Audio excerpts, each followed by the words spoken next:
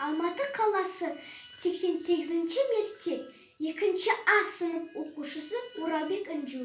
Абай атамыздың 175 жылдығына арнаймын. Жазғы тұрын қалмайды қыстың сызы, масатыдай құлпырар жердің жүзі.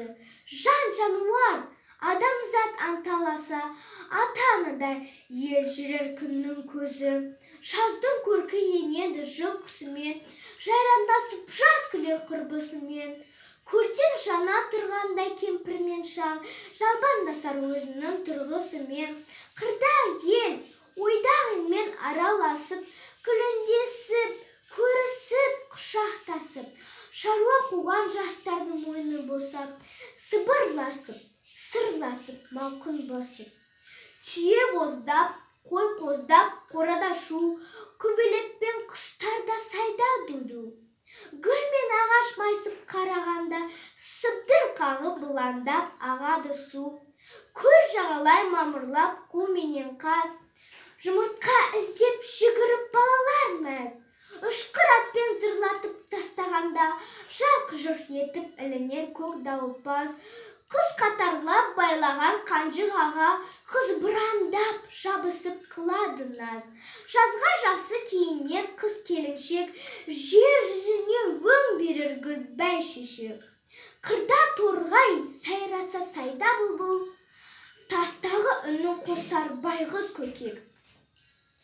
Өлең сөздің патшасы.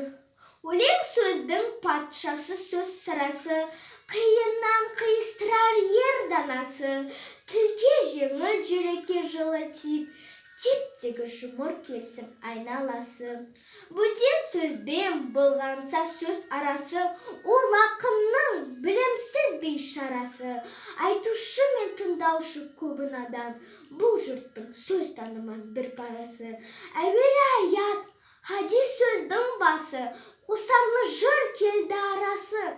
Қисынымен қызықты болмаса сөз, неге айтым пайғамбар мен оны алласы.